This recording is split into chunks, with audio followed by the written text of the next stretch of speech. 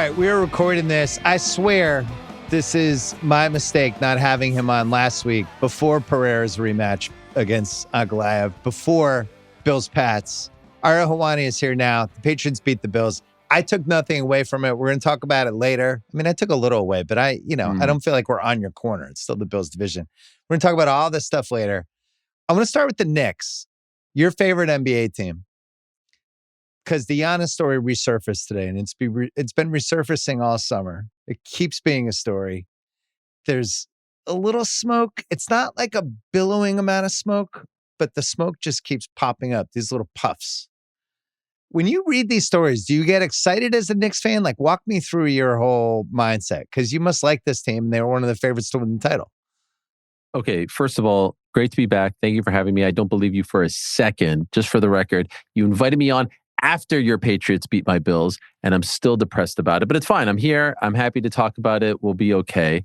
Let's talk about the Knicks. Yeah, but when did I text you, though? I texted you Sunday morning, and I was like, I can't believe I blew it. I should have had you on last week, and this was before the Pats game. I did do that.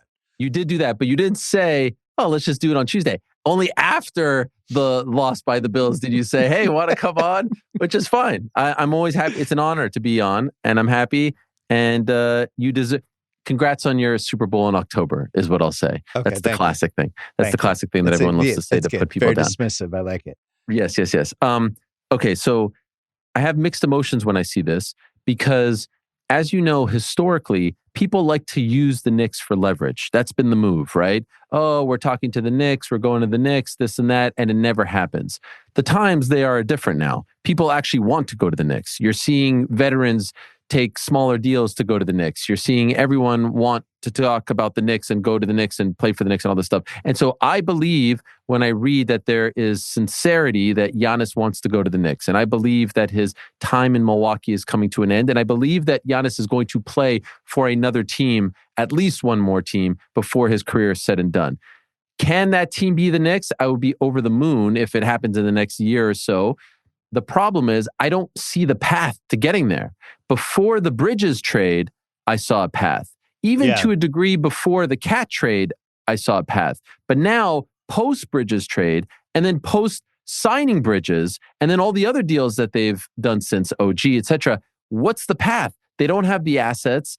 And I could be delusional Knicks fan here and say, oh, of course they could trade Cat that was the talk over the summer.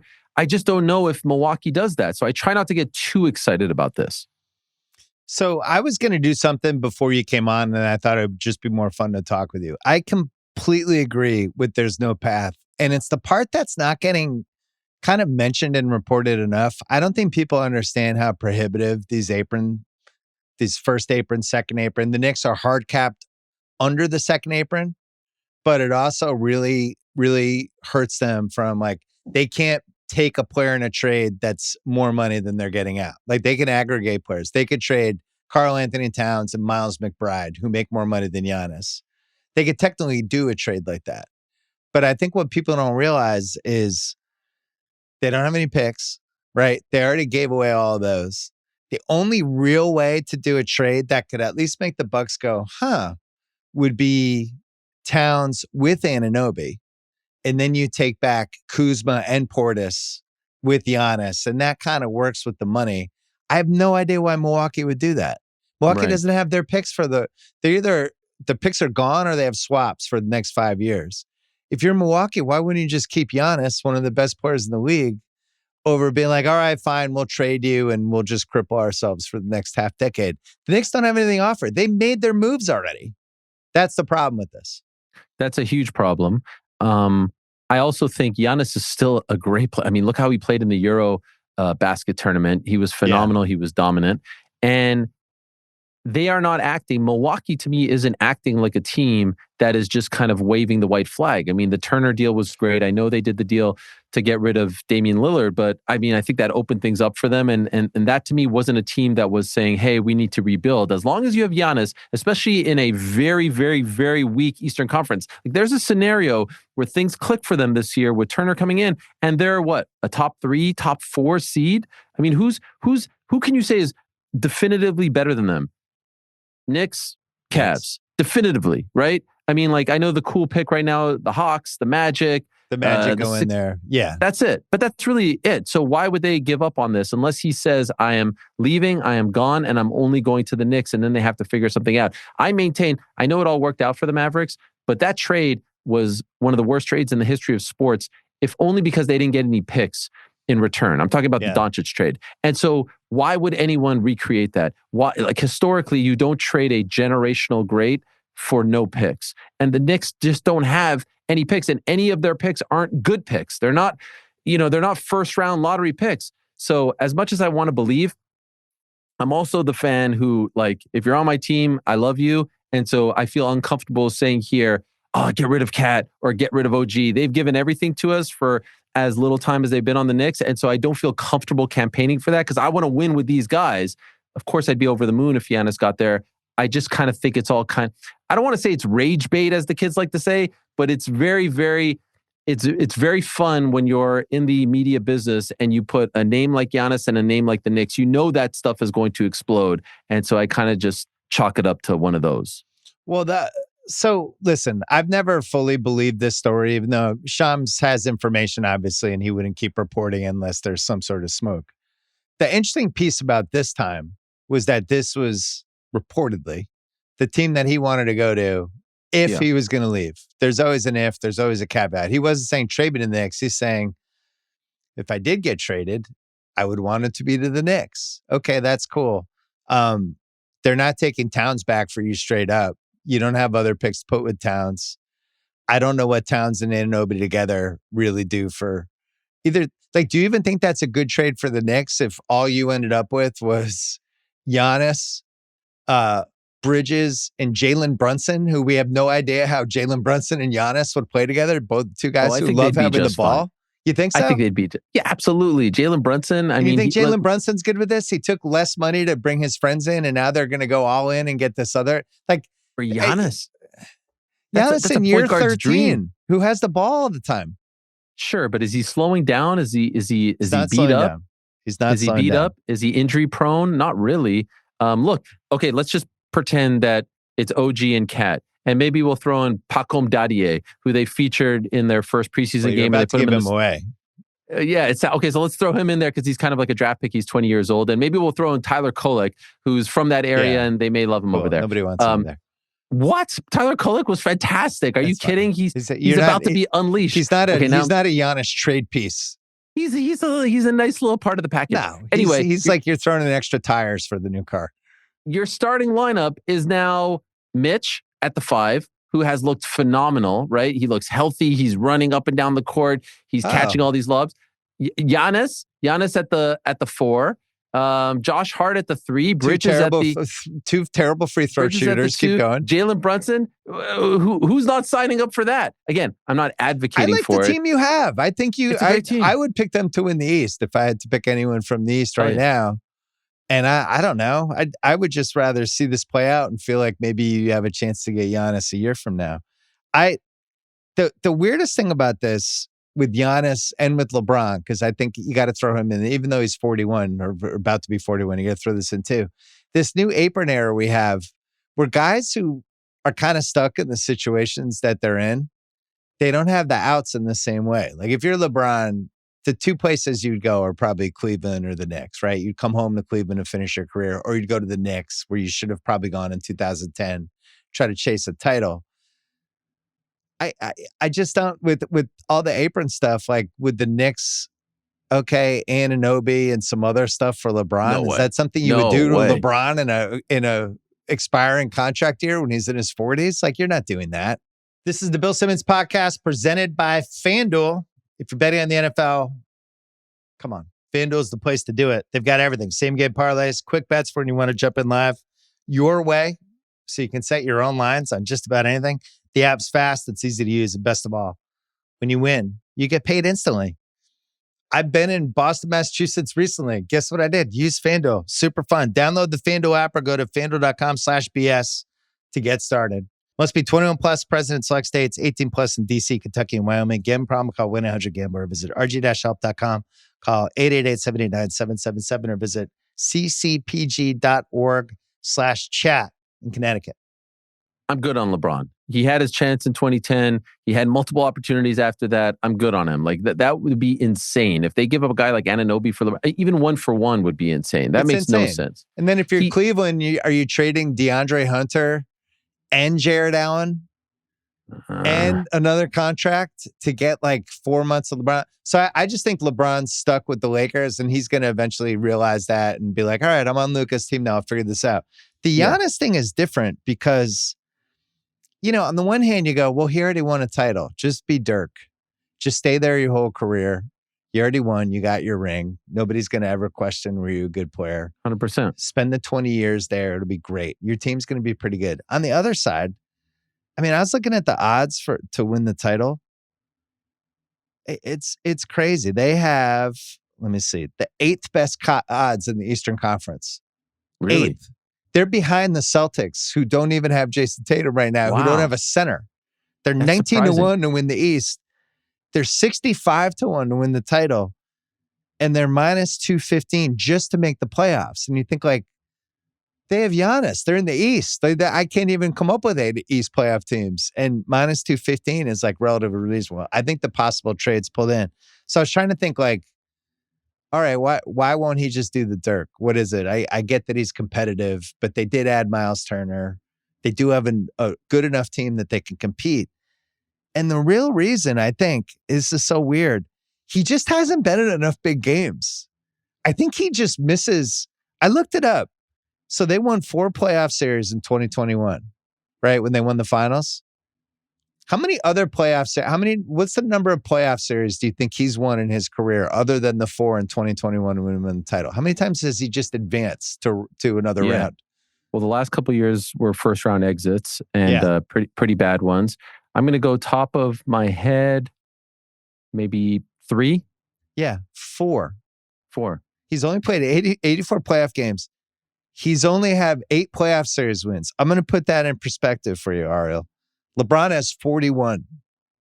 He's 41 playoff series wins. That's crazy. And this is year 13.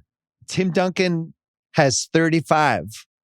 Wow. Kobe had 33. Shaq had 32. You go on down. Durant, 22. Kawhi is 19. Jason Tatum is 15-7 in the playoffs. Jokic has 10. Giannis is 8-8. And I think he's just looking at this like, I'm just tired of, I just want to be in the playoffs. I just want to keep playing past, April 30th. And I think it's really starting to get to him. And he looks at Milwaukee and he looks at the landscape and he's like, now I'll be a year older a year from now. I've already done this the last 3 years. So I don't even think it's about chasing a ring for him as much as like just being in relevant basketball games in April, May, and June. And I don't really know where that's going to be because, like, does he go to Houston? Does he go to Minnesota? Like, you're going down the line. It's like, well, that doesn't make sense. You're just going sideways, So Phenomenal maybe that's point. why he's fixated on the Knicks. It's like, well, they could actually win the title. I'm in a major market. It's the one move you could sell to people in Milwaukee. Like, hey, I gave you a title. I did everything I can do. Now I'm going to go here. The problem is there's no trade. Well, that's the really interesting. Okay, there's a few things there. Number one, it's a phenomenal point. Number two, like I said, I loved the Eurobasket tournament. I don't know if you watched it. I really enjoyed it. And he looked like a man possessed. And he was so into it. And I know playing for his country is a big deal and his brothers are on the team and all that stuff. But you could really tell, like, wow, Giannis, like, he really took this serious. And he doesn't even need to play. Let's be honest. Like, he could just show up for the Olympics. I think he recognizes what's so interesting about him is that he's not the guy chasing the ring. He's not the guy looking at the clock saying, like, man, I only got like 6-7 years left. I need to do something now. Like Chris Paul in the mid-2010s. Exactly. Like, oh no, I'm running out of time.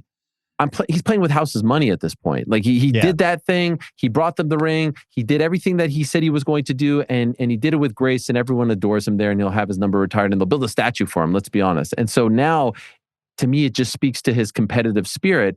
And I think he recognizes, like few have recognized over the past 15 or so years, but it's happening more and more. You do it in New York, everything changes. And they're so damn close.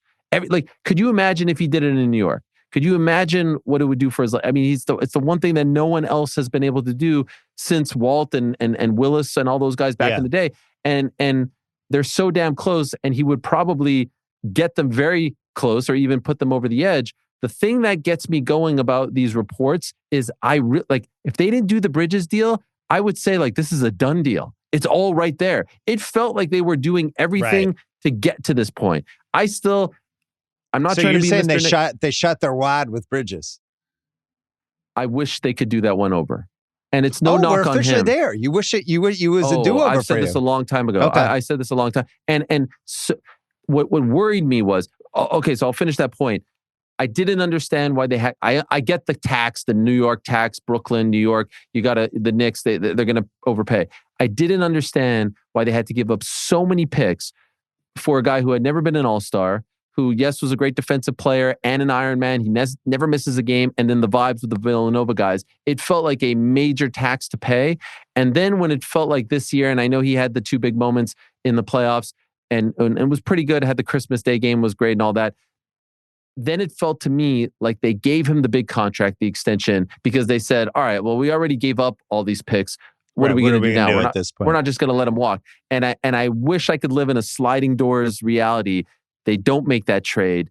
They stick with what they got. And now they have this freaking treasure chest of picks to just hand over to Milwaukee. Because let's just play that scenario. Those picks plus one of these guys that we're talking about, Cat OG.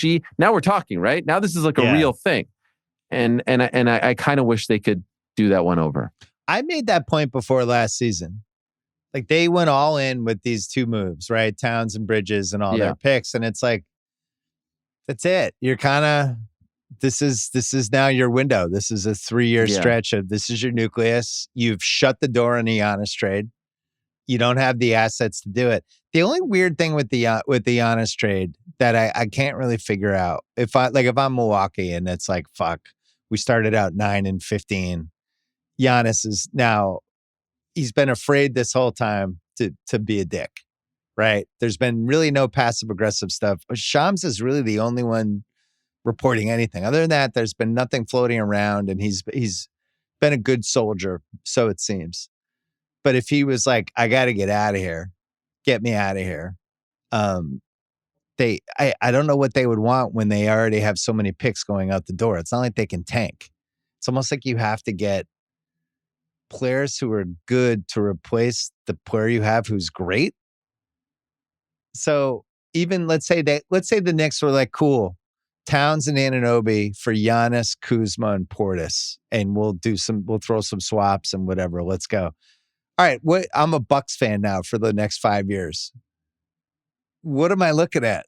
I'm going to go 43-39 and not have my pick until 2031. I'd rather just keep Giannis. Yeah, probably. Although it ain't much better right now with Giannis. You know what I mean? But at least I'd rather have one more year with him and then figure it out next summer when there's more suitors in the trade pile than there are right now. 100%. There's there's no real rush. And honestly, there's no real rush unless he says, get me out of here. And then that changes the rush angle. I would be surprised if he did that. At least publicly, I would be surprised. Perhaps privately, and I believe Shams. I mean, his reporting is always spot on.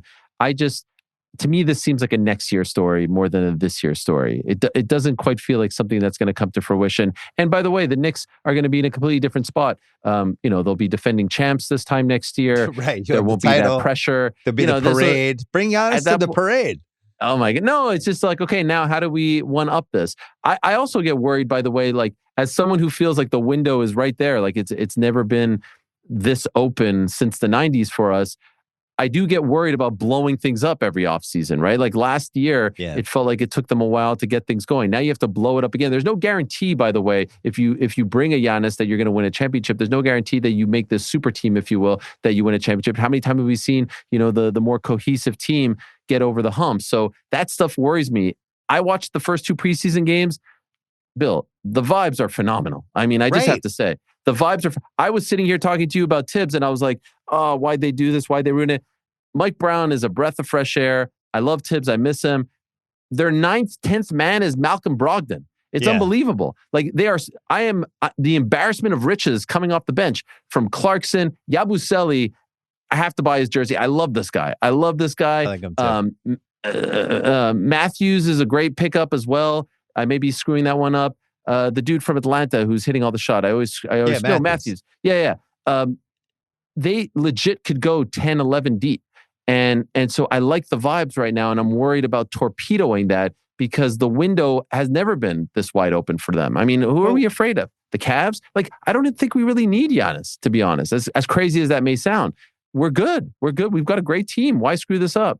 Well, and you won't be able to trade for him next year because you will be well over the second apron next year, which basically the year where Cleveland is now. Like, Cleveland can't do anything. They're just crippled because once you pass that certain threshold, you're done. There's such an interesting cat and mouse piece to this too, where if you're the Knicks, like if I'm running the Knicks, I don't want anything to come out that makes it seem that I've seriously considered trading. Oh, yeah. These guys that are about to try to win me the title for somebody I'm almost definitely not getting anyway. So, and if you read, that's the part I really believed with the reporting. It's like, this isn't an open window because Giannis isn't saying he's being traded yet. But if there was going to be a trade, what do you think it would look like? And now the Knicks are like, oh, shit. Like, do we put names in this? What if the names get leaked? Now I have to talk to Towns, and Towns is like, what the hell? Why am I in this trade story? I don't want to go to Milwaukee. And meanwhile, we're about to go to training camp. So it just felt a lot of cat and mouse. Oh, yeah, Giannis is a great player.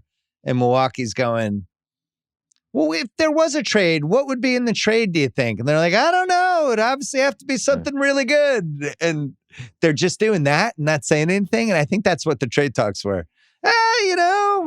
Definitely something. Can I ask you from like a break the fourth wall media perspective, what's the motive for putting this out? Like, we know, like, Shams, I think he does a great job, but he plays in the currency game of like, okay, getting the trade announcements and the signings and all this stuff. What's the motive to putting this out? If an agent or a team didn't want this out, I don't think he's putting it out. He's not an investigative reporter in that regard. Right. And so why put this out? A lot of stuff, just a lot of smoke floating around about the situation, because I think, especially once even something as stupid as the odds for the conference come out and you just kind of put them against all of these other teams in the East.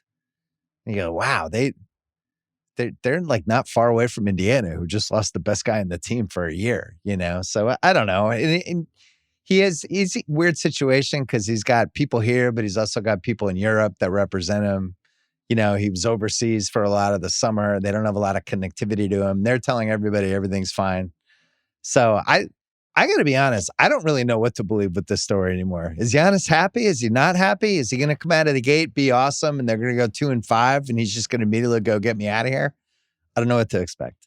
I definitely feel like there's a level of unhappiness there. And I think in this day and age, the star players love to play this game with us. I mean, just look at yesterday with LeBron and this sort of cryptic game. And I think he's okay with all of this. Yeah, it's part of the package now.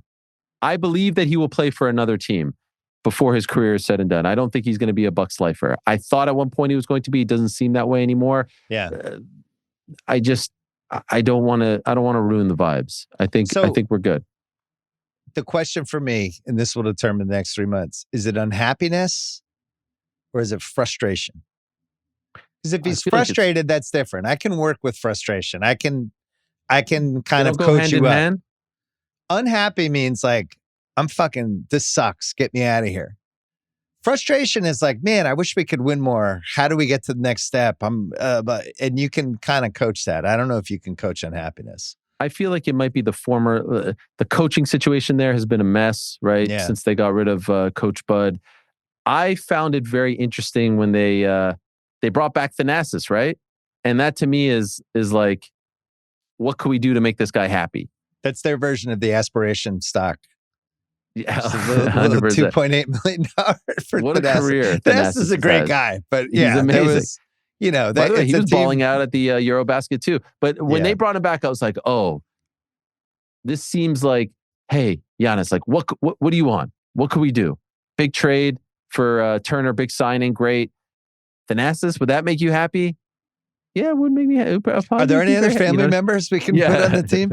Well, Giannis has made 7 straight first-team All-NBAs, and he's averaged 30 and 12 and 6 for the last 7 years. And from what I've seen, I don't feel like he's declined at all athletically. So it still feels some of these big guys, like some of the centers, they hit early 30s and they start to waver a little bit. I don't see it with him. I would pick your team over everybody else in the East right now. If just at a gunpoint. Forget the East. Do we have a shot? I personally don't think I have OKC and Denver way up Denver here. too? Yeah. Denver too? They Denver did with get the better. bench. And they have the best guy in the league. I have those two levitating above everybody else. But listen. Okay, well they'll have to beat each other up. So yeah, that's only what you one, want. You want OKC in a back-to-back with a lot of miles on them, with some tough going through this gauntlet West. And meanwhile, you talked about the continuity thing, like with Cleveland. I actually like that nothing happened with them and that they had to just be like, all right, we lost last year. Let's bring it back. What did we learn from last year? Lonzo Ball though. True, but I'm saying like they kept their nucleus. They didn't be like, oh, we lost. Let's 100%. trade Garland. Oh, we got to do this. Like 100%. Which they're would going have to been run stupid. back a team that won 64 games, which I don't feel like people do anymore. All right, we're going to take a break. Just for the record, I think the Knicks are going to win. I think we're going to beat OKC in 6. Just want to put that. It's October 7th, 2025. So remember this around June 14th or so. All right, so you're planning on Bill's Super Bowl in February and then the Knicks title parade 4 months later? There's a 4-month stretch where all my worries, Bill, are going to just wash away. Like all the angst of the past 43 years of my life. It's right here. There's a 4-month stretch between amazing. February to June that it's just going to be the most glorious time of my life. So yes, I am planning on that. I'm happy for you. We're going to take a break. We got to talk about my guy, Pereira. The Bill Simmons podcast is brought to you by FanDuel, the FanDuel Sportsbook app. Your home for all your favorite NFL bets, from yards to touchdowns to who will win. With FanDuel, any play can be the play of the game. And on Thursday night, the Eagles and the Giants, they're playing little NFC East battle. FanDuel giving all customers a 50% profit boost token. So I would just do Eagles money line with some sort of adjusted under. So jack it up into the high 40s. Do that together. This is going to be an ugly, ugly scoring game. I don't think it'll be that fun to watch, but it'll be fun to watch if you have the Eagles in the under. Visit FanDuel.com/BS to bet the Eagles versus the Giants with a 50% profit boost token. Play your game with FanDuel, an official sports betting partner of the NFL. You must be 21 plus, present in select states, or 18 plus and present in D.C., Kentucky, or Wyoming. Opt-in required bonus issued as non-withdrawable profit boost tokens. Restrictions apply, including any token expiration, max wager amount. See terms at sportsbook.fanduel.com. Gambling problem, call 1-800-GAMBLER or visit rg-help.com. Call 888-789-7777 or visit ccpg.org/chat in Connecticut. This episode is brought to you by State Farm. Having insurance isn't the same as having State Farm. It's like expecting the leadership of a team captain on the football field, but getting a C captain? Sure, they're both captains, but who's going to run your offense? You wouldn't settle for just anything for your team, so don't settle for just any insurance. When it comes to getting the help you need, State Farm is the real deal. Like a good neighbor, State Farm is there. All right, Alex Pereira counted out pretty sizable underdog in the rematch on Saturday night and comes out and fucking Michael Myers is it and just completely destroys the champ, wins the light heavyweight title back. And in a moment where it felt like, that was so cool with the Pereira thing, where it really felt like something kind of brewing from a magical standpoint as like a star, like an attraction. And then it's like, he loses, like right when I was like, really feel like he could have blown up, gets the title back. And now it's him and Topuria as the two biggest, I think, champion stars that they have. But were you surprised first? No, absolutely not. That was not him in March. And people get upset when fighters talk about illnesses or injuries. Like they're human beings. They're not robots and they're going through things. And I was told repeatedly, as recently as this morning, like, yo, I was with the guy, like he was super sick. People are telling me how he shouldn't have fought in March. He was super sick. He wasn't himself, all these things. And you kind of saw that in the performance. Who would have thought? Everyone thought that Ankalaev would try to out-wrestle him when they fought the first time. And he did shoot 12 times. He was actually 0 for 12, which was shocking. But no one thought that he would throw and land more than Alex Pereira. That's Alex's game. And he just didn't seem like he could get going. And so we wanted to see, all right, everyone said he's good this time around. He's healthy. He got the fight when he wanted in October. He needed some time off. He fought a lot over the past 2 years. And look at the way he fought. I mean, the fight only lasted like 80 or so seconds, but look how quickly he closed the distance. Look at how he landed that overhand right. Look at the ferocity, the viciousness. He fought mad. And the problem was he wanted to right the wrong.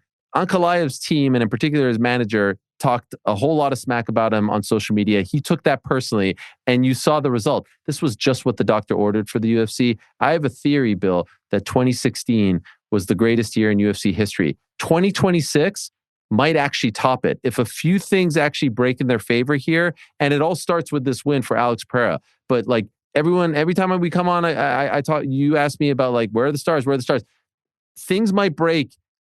A few more results here and a few more comebacks and a few more guys agree to fight. And 2026 could be an all-time year for the UFC. And of course, it all starts with their deal with Paramount Plus. Back to Pereira. This is what they needed. This was just what the doctor ordered for himself, for his career. Obviously, he's got his mojo back. And now for the UFC to have him back on top is gigantic. I mean, massive. Well, he hasn't even been in the UFC 4 years, right? It's one of the greatest runs ever. And if he does what he wants to do next, he actually goes down as the greatest fighter of all time. There's no questions asked. He ends an 18-fight win streak from Strickland, 23 from Izzy, 13 from Yuri, and 14 from Ankalaev. Not to mention he also beat Hill and Roundtree. But more importantly, the performance art of it in a sport where you desperately need, like, you want the guys to come in and not just win, but put on a show. And you want them to stand up and show different things, not be rolling around for 5 rounds. This is like exactly what the doctor ordered.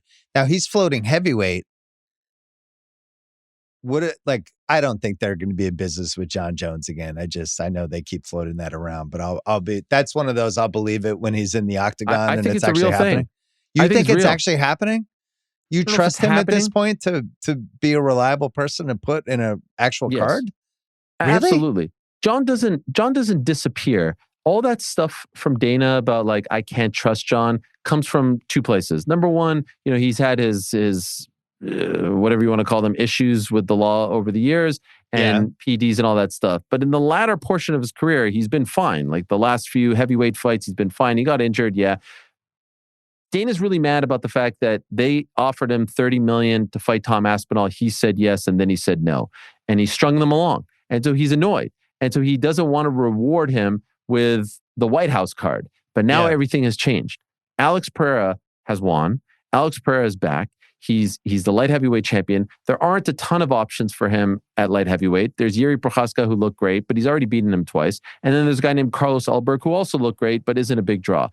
You couple that, like you compare that. Could Chimaev move up or no? No, that's crazy talk. He's a 185er. He just won the belt. Stick him there, and there's some big fights for him there, and that would just be a waste. Okay. Pereira moves up to heavyweight. Stick with me here. Pereira wants to fight John Jones. He said it. He didn't want to call him out in the cage because John tragically just lost his brother, Arthur Jones, former Syracuse, Baltimore Raven, and Indianapolis Colt. I mean, shocking stuff, 39 years old. And so he wanted to be respectful, which was amazing. But then in the back, in the post-fight press conference and all that, he said, I want to move up and I want to fight John Jones. Very matter-of-factly. I'm done here at light heavyweight. I did what I wanted to do. I got my belt back. I exacted revenge. Now I'm done. John has nowhere to run, nowhere to hide. Because every time John was asked about Tom Aspinall, he said, I don't want that fight. I want Pereira, who at the time was the light heavyweight champion. Well, here he is. He's back to being light heavyweight champion. And he says specifically, because Pereira would never want to talk about this, I want John. So you make John versus Pereira. Now, most people, as I've said this, say to me, well, what about Tom Aspinall? You were banging the drum for the past year about Tom getting screwed and all this stuff. Well, guess what? The rules are different now because John isn't the champion. So John doesn't have to fight Tom Aspinall anymore. But it's good for Tom Aspinall's business if now all of a sudden he's residing atop a heavyweight division that has Alex Pereira and John Jones in it. Rising tide lifts all boats. Because guess what? The winner of that fight will have to fight him. And if not, he can now say, John, you retired because you didn't want to fight me. And now, Alex, if you beat John, or John, you'll retire again to not fight me. Like, that's 2 wins over you, or that's a win over the badass Alex Pereira. If Alex wins and ends up beating him, now he goes down as the greatest ever because no one has ever won 3 titles in the UFC, 3 different weight classes: heavyweight, light heavyweight, middleweight. You're talking the traditional classes. Yeah, no one's ever done that. The most anyone's ever done is 2. He's now a former middleweight champion, a current light heavyweight champion, won that belt twice, which isn't a common thing. And now he's going up for a heavyweight belt as well. Eventually, like by the end of next year, he could be doing that if he beats John. And oh, by the way, he could be the guy to beat John, the first guy to beat John. And oh, by the way, now we're talking about Conor McGregor coming back, which is a very real thing. Oh, by the way, we're talking about Ronda Rousey coming back, which is a real thing as well. This is what I'm talking about. Bill, this is a real thing. This Ronda is all Rousey really can't happening. come back. We've already seen that. She doesn't Ronda want to get hit anymore. She didn't want to get hit 7 years ago. I will say this. Is she ultimately going to fight? Remains to be seen. Is it a real thing that she is contemplating it and training for a potential return? That's a very real thing. That's a very real thing. And by the way, I never saw this coming.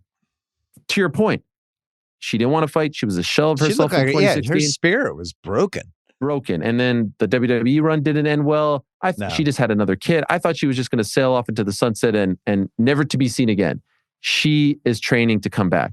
Does she ultimately come back? That's the question. I don't know, but that's a real thing. So think about that. You could potentially get Conor back, John back, Ronda back. You have Alex back on top. You have Islam going for a second title here at Madison Square Garden next month.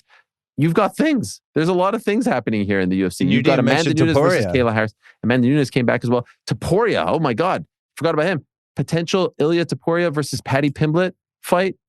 Everyone will watch that. Like Paramount Plus, they've stepped in something here. This is a great time to be in the UFC business. I feel for our friends at ESPN, because the end of the ESPN run was a little bit like a fizzle out. And I think it will be a fizzle out by the end of the year. But 2026 is shaping up if it all kind of falls in the right. And then I threw out the crazy one, the craziest of them all.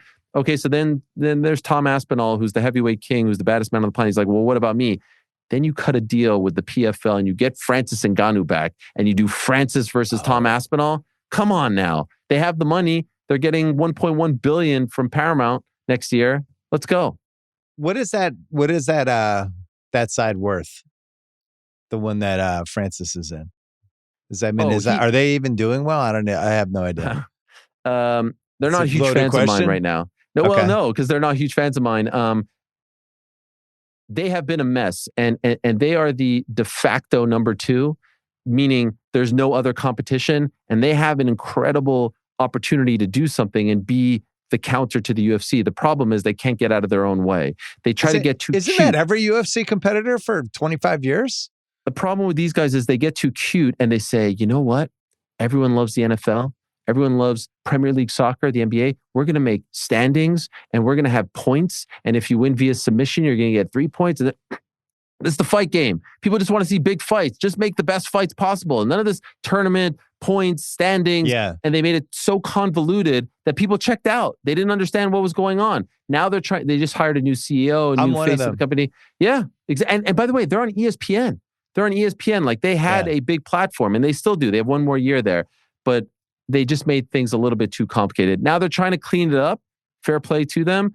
But the gap is just so gigantic that like Francis wants to fight and they don't even have a fight for him because they haven't done a good enough job of building stars. So the Paramount thing feels like it's going to be a positive. Oh yeah. I think it's going to be huge. I think it's going to be gigantic. I mean, look, the big thing is, and Conor has talked about it, I need a new contract. I have 2 fights left. But I need a new contract because my old contract says I get pay-per-view points. There's no pay-per-view anymore. And they'll figure it out. Like the whole thing isn't just going to stop. There's not going to be a strike. There's no fighters association. But once they figure this all out, could you imagine you're just going to have to turn on Paramount Plus and you're going to get all these massive fights. And then the White House thing is going to be insane. Like that's people. Yeah. Can we walk through that? So this is 100% definitely happening. And they're going to load the card because we thought they're going to load UFC 200 and then they were almost like, UFC 200 is the brand or 300. Yeah, we don't even have to really load the brand because we have a brand already. And then, and you explained that on this podcast. They're not going to do that with the White House.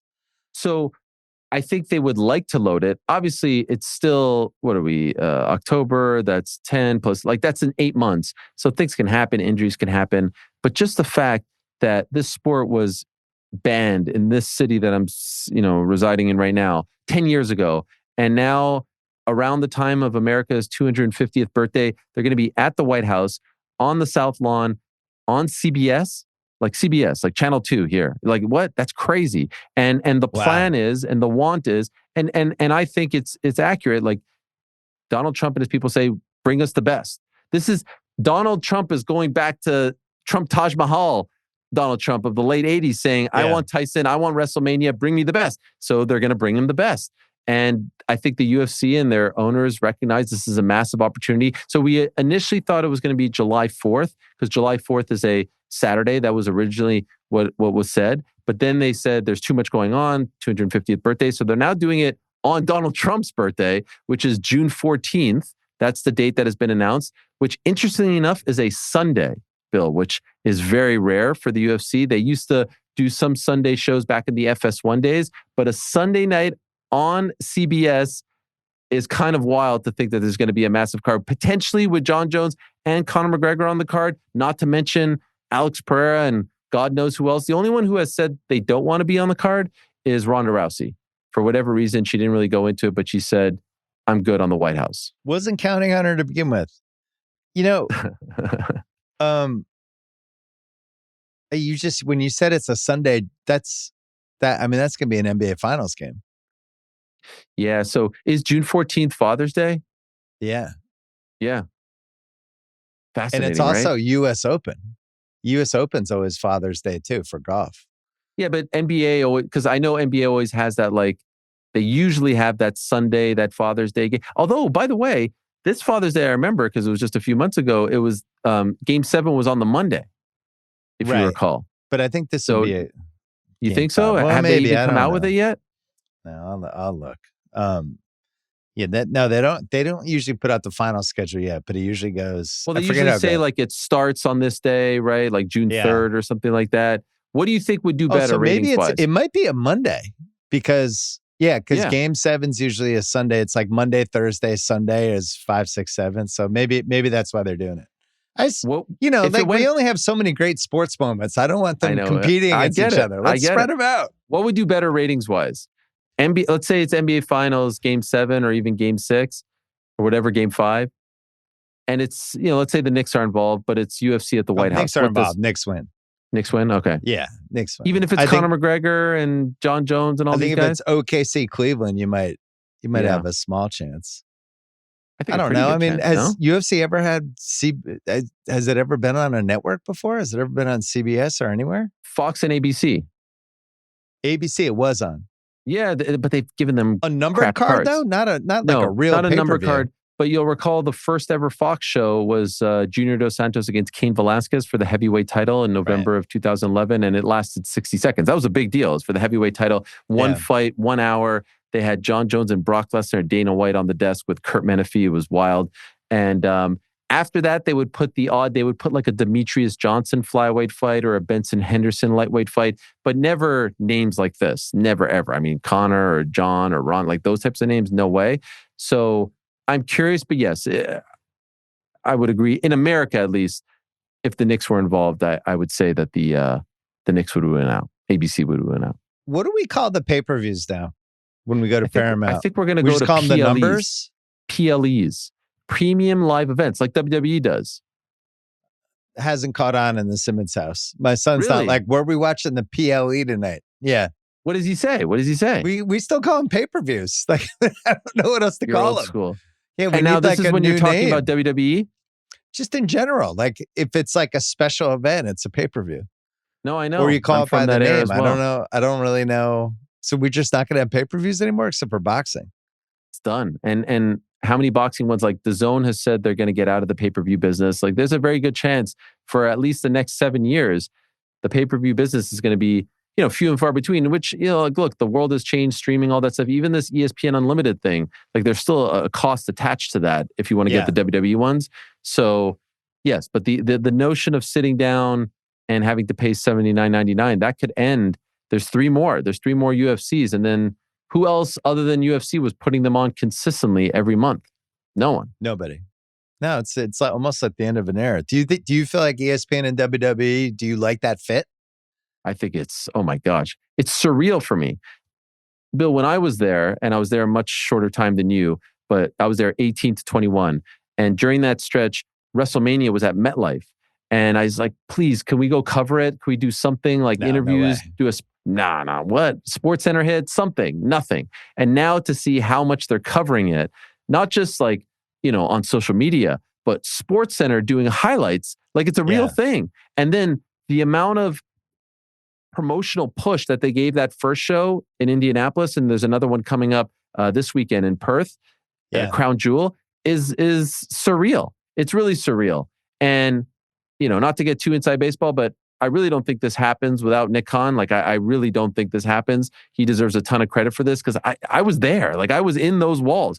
They wanted nothing to do with wrestling. They would get annoyed when we would talk about wrestling or try to like equate it to MMA and stuff like that. And so to see how far it has come is really really surreal. And so I think it's huge for WWE. And obviously, I think it's huge for ESPN. With that, right? I mean, McAfee being there 3 hours a day, but is also on the wrestling. It just feels like there's more synergy than there was 20 years ago. Plus, they need it because they lost UFC. So I agree with that. I also think that for the ESPN, the employees, the people who work, because a lot of those people I think are going to go from UFC to WWE in terms of working on the shows. This is going to be a walk in the park. Number one, the vibe that you get from WWE, like they did this whole package, like, wow, we made it to ESPN. It's been so many years. It feels like they're so happy to be here because it's almost like validating for them, as opposed to UFC, who kind of waltzed in from Fox and been like, this is how we do it around here. Also, you could bank on who's going to be on all these shows months in advance, right? Like, right. So it's not like, oh, this pay-per-view is a little weak or this guy got hurt a week out and we have to scramble. This is going to feel similar to promoting and covering UFC because it's the same type of thing, combat sports, but because they're able to control so much and because I think WWE is going to be a more agreeable partner, I think it's going to be a match made in heaven. Well, and then to be able to tell them, like, we need something on this weekend. We don't have anything. Oh yeah. Can you move WrestleMania to this date? They can't do it next 2 years, but hey, that March 29th 100%. Date when it's Final Four, we got nothing that weekend. What if we move something there? I think they're going to really work with them to do that. In general, I really think one of the weird outcomes of this decade is people are getting better with the sports calendar of really like targeting weekends and trying to program 100%. stuff. I think the UFC and the boxing, it was really a mess for a long time where they would just have this huge boxing event, but it would be simultaneously against, 3 other things. You're like, why'd you do it that weekend? It's the Masters, 100%. Also, this is the first year, this past year, WrestleMania. This was something actually Nick talked about in interviews. He might have even talked about it with you, to be honest, because he only seems to do interviews with you these days. Can't even get him to do. I'm a friendly space for Nick. Yeah. I mean, golly, I wish I could get him on. Anyway, he talked about like, do you remember the Philly WrestleMania was the same weekend as Final Four, and they continued to do that for so many years. Now you see WrestleMania is now later in the month when there's nothing going on in late April.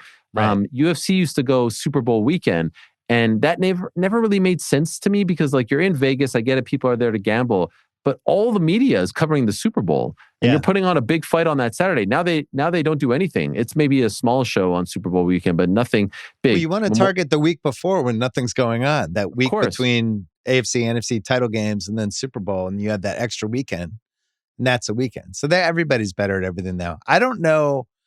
The ESPN thing still feels weird to me, but I think I'm just not used to it yet. Because I'm with you. I've watched SportsCenter a couple times. Like, let's go to Anaheim. We're Raw last night. It's like, wait, what? Yes. What are you guys doing? And it's not tongue in cheek, and it's not in jest. It's like they're really talking about it.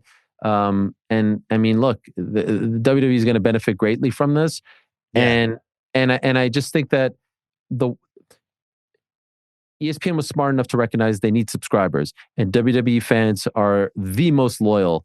They will literally follow them everywhere. Like they start a new network, streaming platform, they go there. They go to Peacock, they go there. They'll go to ESPN Unlimited or whatever this is going to be called. And so this to me is a home run. You want those people.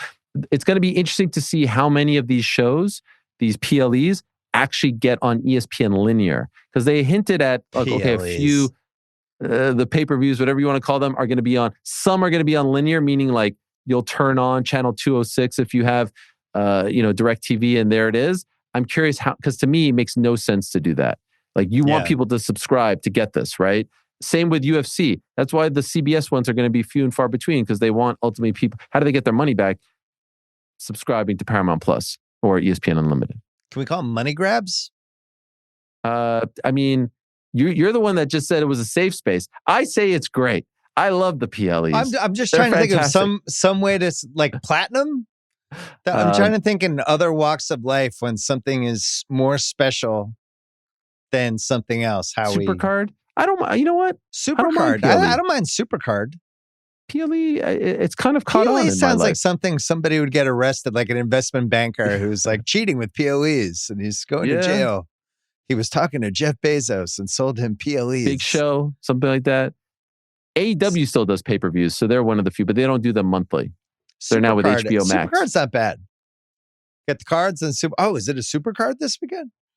Text your friends in Stamford. Let them know.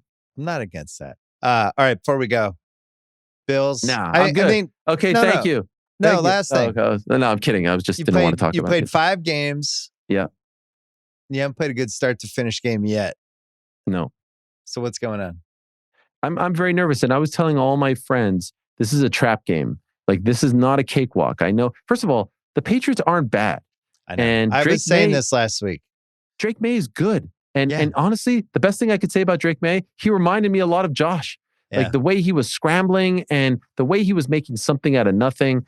Stephon Diggs was annoying the shit out of me, pardon my French, but like he had every right to feel fired up. I get it. I don't like the guy, but I get it. And he came up big. And you know what really slapped me in the face watching that game?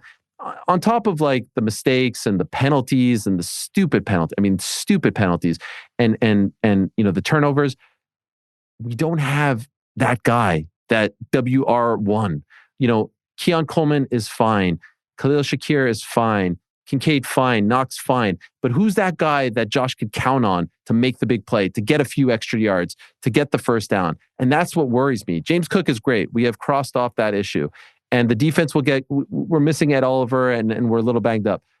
But who's that top dog? And I worry. I don't think Keon Coleman is that guy. He's good, but he's more number 2, number 3. Josh Palmer isn't that guy. He's fine too. So that is what the game really like my big takeaway. But you know as well as they should have won that game. The Bills should have won that game, and I don't think they took them seriously. And if I'm being 100% honest, we need to burn those jerseys. I never want to see those jerseys ever again. I'm sorry, I don't like that stuff. Stick with the classics. And every time a team does this sort of thing, I feel like they always lose. The Knicks, when they would bring out like their orange, all orange, or their St. Patty's Day green. No, enough of that. And I knew once they walked out. I'm with you. It's interesting. James Cook is that guy for you. And that was the guy the Patriots really felt like they had to shut down in the game, right? And they have a really good run defense this year. But once they took him out, where are you going to get your explosive plays? And I think that was you're probably going to get it from Josh, but they did a nice job handling him. Listen, they did a great job. Honestly, it's a week 5 win. It meant way more to the Pats because all the Pats fans have just been out here touting the Drake May potential, and nobody else wants to hear it. And then he finally did it. And it's like, that's what we were talking about. We've been watching this since he started playing. He's good. It's legit. You guys are the Spurs. You will always figure it out. You have become the Spurs of the NFL. And I knew this drought, if you will, wasn't going to last for long. I knew you would figure it out. I think you squeak into the playoffs, to be honest. Like I was impressed. Vrabel's good, all that stuff. The schedule is you have the easy schedule that we have because the AFC's got all the easy schedule stuff. Here's what happens when you lose a game like that. You start to look back and there's a bit of revisionist history. And so you say like, oh man, the Dolphins roughing the kicker. We got lucky on that one. The Saints roughing the kicker. Oh yeah, the Ravens game, which we had no business winning. Like, should we actually be 2-3? Should we be like the only definitive win was the Jets game and every other game. And you have to get lucky and there's always breaks and there's always moments, but it's a little bit, I think we'll be good against the Falcons. And as you said, the schedule is great. And I can't believe the Ravens have 4 losses, and I can't believe the Chiefs have 3 losses. Like it's right there for us. It's very similar to my Knicks situation. Like the lane is right there. Yeah. I just don't want them to blow it. I think that's the single craziest thing about this season is you have this Bills, Chiefs, Ravens, these 3 teams that just felt like they were going to be running the AFC for the rest of the decade, right? And the Ravens, year from hell. Chiefs, that was just a weird loss.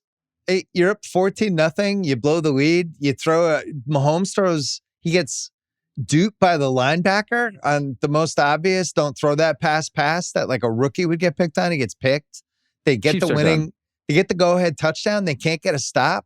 They can't stop Lawrence on 3rd and 10.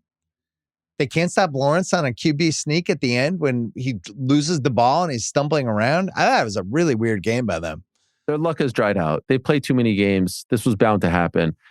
I am just worried about the fact, like, we'll end up being the 2 seed. The Chargers are going to go on a generational run. And it we'll won't be the Chargers. They've had too many injuries. I think it's going to be Denver. Team. I think it's going to be Denver. Denver. Denver's a great call. Yeah. And then you know what's going to happen? The Ravens are going to squeak into the playoffs, and then we're going to have to play them in the first round. And then it's going to be like, oh, Derrick Henry's back and Lamar Jackson's back. And it's never easy for us.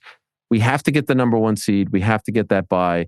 We have to get home field advantage. I agree with you. You have to get it. And the problem is the Colts, as weird as this sounds, like they might actually, just from a schedule standpoint, be better equipped to get the 1 seed. Oh my God.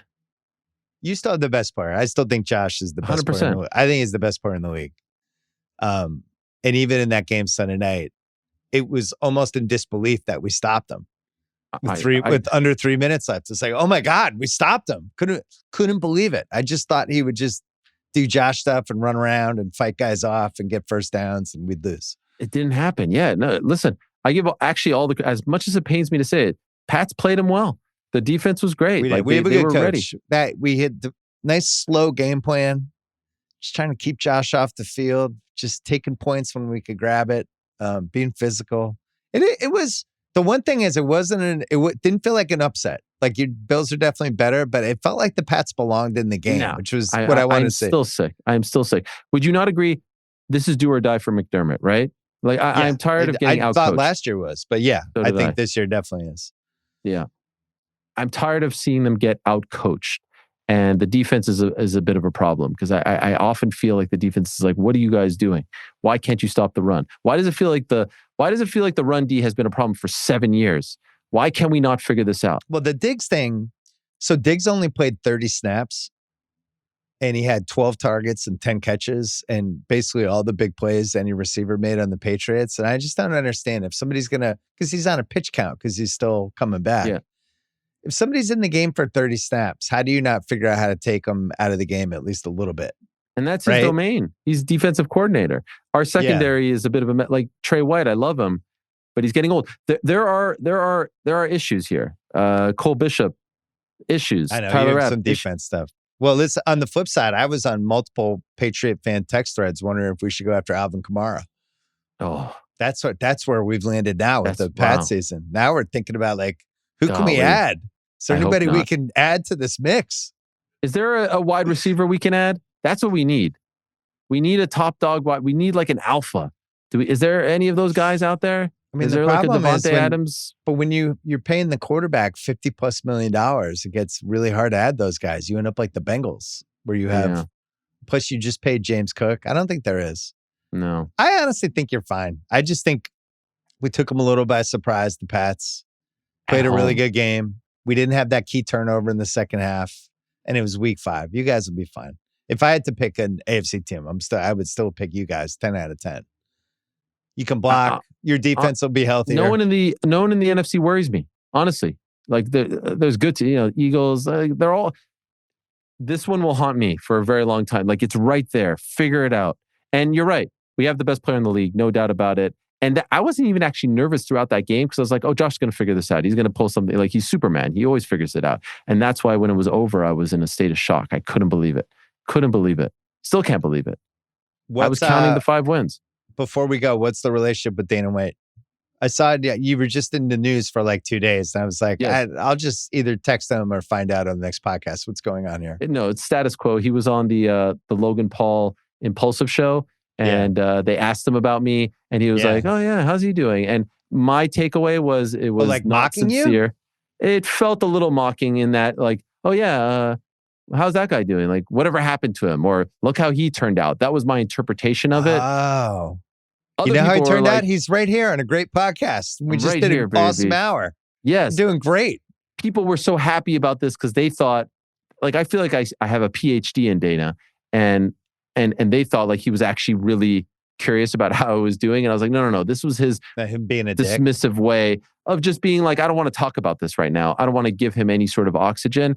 And as I've said before, like, if he walked in the room right now, I would shake his hand and say, like, could we end whatever issue there is here? But luckily, I get to do my show. I get to do my work. We get to do Uncrowned. We get to have the fighters on. Like, it's fine. I'm not in a corner crying. But of course, we go through life and you want to have good relationships with people you cover. But that was much ado about nothing. You know what's not much ado about nothing You know, Yeah. it's not much ado about nothing. The Blue Jays of Toronto, Mr. Bill Simmons. Is this going to come out before Game 3? Is this going to come out? Did you see Vladimir Guerrero's grand slam? Did you see that game on Sunday? Please tell me you saw that. Once the Red Sox get knocked out, all I have left is rooting for the Yankees to lose. So, of course, I was monitoring everything. Did you guys see the 22-year-old stud making his 4th career start, 10 Ks? I don't know why. I don't know. Oh, it was 11 Ks. I don't know why they took him out in the 5th. I think they were getting a little bit cute, but I get it. They didn't want to expose him or whatever. There's something happening here. I'm walking around the streets of New York with my Blue Jays jacket. Unbelievable, right? Who saw this coming? Bichette was your best guy in the second half of the year. I thought your closer was going to let you down in the playoffs at some point. But if you can still win every game by 6 to 8 runs, you're not going to have to see him. Who would have thought 2 games against the Yankees, the least stressful games, like those little moments there, a little bit stressful. There was a bases loaded in in Game 1 on Saturday with Aaron Judge, a little bit stressful. But I mean, we could waltz into Yankee Stadium tonight and dispose of these guys and talk about Elaine as well. Like, I think that they could beat any team in the playoffs right now. No one's really, Well, you play defense, you don't strike out, you get some timely hits. The bullpen for an entire month is what scares me. I had both of those guys on my AL keeper team, and I was not Hoffman and Rodriguez. Yeah. It's squeaky bum time. Awesome. Yeah. Every time he comes out, Hoffman, I'm like, yeah. It just can't be easy for you. Ariel Helwani, great to see you. He's got his podcast. Is it every day? Monday, Tuesday, Wednesday, the Ariel Helwani Show, uncrowned.com, the #1 unbiased platform in all of combat sports. No bias here. We tell it to you like it is. Always great to see you. See you in the White House. Yeah, thank you. All right, Wesley Morris is here. I saw one battle after another last night. I want to talk about it with you, but there's a movie. This is a really good movie year with a lot of great dialogue, good directors, good actors. One of the big themes that's happened this year is Hollywood is finally starting to figure it out. They're finally moving away from this comic book, just putting suits on people, and we're going back to making real IP, trusting directors. So do we 100% believe that, or do we feel like this was just COVID screwed things up here for a couple years, and now we've actually had time to incubate IP, talent, ideas, movies, and this is just the way it's going to be now?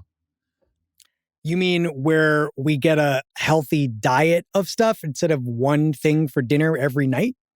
Yeah. I hope so. I feel like, you think that what we're getting, the reason that things have looked better than they have in the last couple of years is because the pipelines have been clogged from all the strike stuff? It might be the strike stuff, might be the COVID stuff, might be the fact that we were in a little slump with what was getting approved, with really talented people going into TV because there was a lot of streaming scripted stuff. Now there's less scripted projects. And just we're in a nice little run with directors, I think, which I don't think can be understated either. We talked about that the last time you were on, about like we have this class of directors that have moved into just putting out over and over again really good stuff. But I also feel like there's one other piece, and I don't know if you agree with this, but people like going to the movies again. And I'm not saying they didn't before, but we had that stretch where we were like, oh shit, people are just going to stay home because the TVs are nicer and they'll just wait. But it's the opposite. Like this, just going to see one battle after another. I had to go see it yesterday at 4:30 so I could see it on IMAX. I skipped the Monday night game because it was like this is in Los Angeles. I was like, there's no other way to see the movie. I want to do a podcast segment about it. Did you see the fourth quarter at least? Well, I had to go back and watch, zoom through it on YouTube TV. Oh my God. You missed a good fourth quarter. I know, but I just don't feel like this kind of stuff was happening, 7 years ago. So what's different? Well, I think there's a kind of trust. Well, I don't know. I mean, first of all, there's a few things. There's the public's like gathering interest once again and going back to the movies. I think that it's still not, I don't know what to do with the stories that get told about what a hit now is. That part is confusing to me. The narratives that get spun around the budgets of these things, whether they're going to become profitable. But what I'm really focused on, I mean, I didn't ask for like something like The Fall Guy to cost $200 million, but I know that enough people went under ordinary circumstances to see that movie to make it a hit in some other age. Yeah. But I mean, so it isn't that, I mean, what we're talking about, there are a few things. We're talking about actual movie-going attendance. We're talking about the quality of the movies we're going to see and having a diversity of options when we go. Well, And then on top of that quality, though, it's original IP, which is what feels different this year. This is like original start to finish scripts that aren't going to be part of some 8-movie sequel that we end up getting over the next 20 years. Just these movies that have a beginning and there's end. no Weapons 12. Right. I hope. Anyway, go ahead. And I think that I think that in a weird way, I don't know what's happening at these studios. I think we're going to have fewer and fewer of them. But I think there's something about the A24s and Neons of the world being the interesting places where movies that even if people don't want to see them necessarily, they're not getting huge audiences. They're doing something is going on there culturally, right? These are the movies that have their finger on something, and sometimes they're hits. And I think I think there are people at these movie studios who want to be a little bit conversant in the weird energy of this moment. So you think in the old days, it was just about let's make as much money as we possibly can. Now, if you're making decisions at wherever, you also want to be involved in stuff that's part of the conversation. And anecdotally, and you're at a cocktail party and somebody's like, oh, you made that movie? I thought that was fucking awesome. What's interesting about what you said, though, is two of the most interesting movies that came out this year were Warner Brothers movies, right? Where they gave Paul Thomas Anderson, I don't know how much money, and I don't even really care. But they gave him enough money to go get big stars and make a big action movie. They gave Coogler the Sinners thing, and they gave him one of the best deals any director's ever gotten. Yep. So they got behind, and Warner Brothers was a fucking mess. So the fact that they got involved with two of those movies is a good thing. I think Weapons is also Warner Brothers. Right. But that's a more conventional, like horror movies are a safe bet, I think, especially now. Young people go to horror movies. I think that I'm sort of curious about what the state of the horror movie is. You should have Jason Blum come on at some point and think this through a little, because I don't know. I think The Conjuring 4, that movie being a hit was indicative of a love of that franchise. But I think, the second Megan movie didn't do that well. And I don't know. I think it really depends on the who and the what of the thing. And Weapons to me was unconventional in that you didn't really know what you were getting when you got there. There was no star luring you to it. That was a pure word of mouth. I went and saw that movie, Bill, because people told me to see it. I didn't go to a screening. It's the ultimate word of mouth movie this year. I got told by multiple people that I need to see Weapons. So I went. And yeah, but that was happening with TV for 12 years. And now it feels like it's shifting back to movies going back in a good way, movies. Yeah, right? I agree. I think word of mouth, is really important. Now, I don't know, one of the things to think about here is how much these movies cost to make. Why do we have to think about it? I don't really care. Like you mentioned earlier how this has become a narrative, and it was certainly a narrative with Sinners, which was stupid. And it became a narrative with this PTA movie too. And it's like, why do people care about that, but they don't care about what all this other shit costs? How is that even a conversation? Nobody talks about this. Right. I mean, it's true. And yet I think that the way that the people at the studios are thinking about whether or not to spend XYZ thing on whatever is how much did they lose making it. And the only reason I'm bringing up the budgets is I'm wondering, do they have to cost this much? Now, I don't know what everything costs, but if we're talking about something that winds up making $120 million, I'll just like somebody taking a bath on that. Well, but why'd you spend so much? Like, not everything should be an Avatar movie where this man, apparently you can't give him enough money that he can't make you back. Right. Right. I also think that what makes me mad about these budget conversations is that there's a whole, and I've talked about this before with you, and I know you're with me, but there's a whole universe of movies you could be making for the price of one of just one of these other films. Yeah. And well, these are the movies that we grew up loving in the 70s and 80s that they made no all the time. rewatchables without this level of film. There's just no rewatchables, right? Yeah. And I am really worried, and I'm not worried. I'm always worried about like there being no like mid-budget, mid-level, like middle-brow, star-driven movies. But I'm also worried. I'm a little nervous, honestly. You're talking about all these great directors. I'm worried that they're too great, right? Like I'm worried that they're too good. Where's the Stephen Frears? Where's the Taylor Hackford? Where's the Lasse Hallström? Our guy Taylor Hackford. Now these aren't people that I need to like whose movies I need to be seeing all the time. But like there is like where are the Carl Franklins? I think there's a tier of person, Joan Micklin Silver, Nora Ephron. Like there are people who are really good at doing a particular kind of thing that was never intended to like Walter Hill dominate the box office. Yeah. And so I don't know what it looks like because, TV, those people used to come from TV.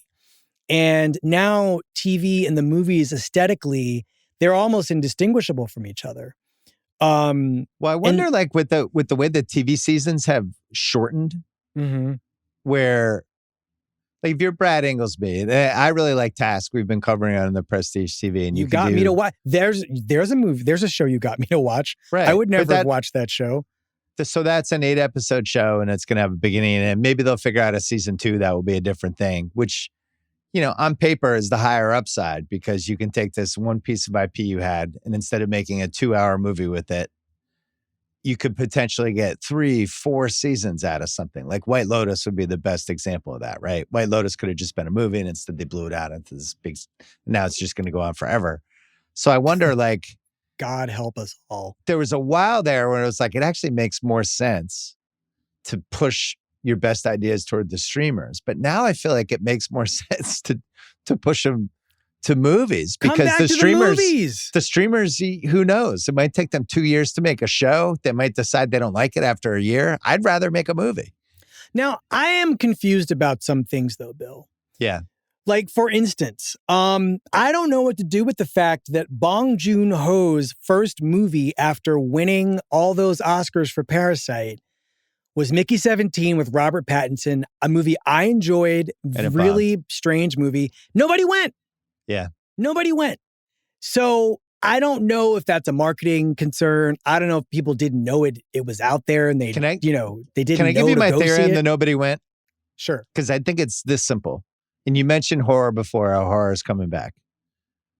So I talked to my daughter about this because she and my son, they both go to every horror movie. They love going to horror movies, but comedies are not back.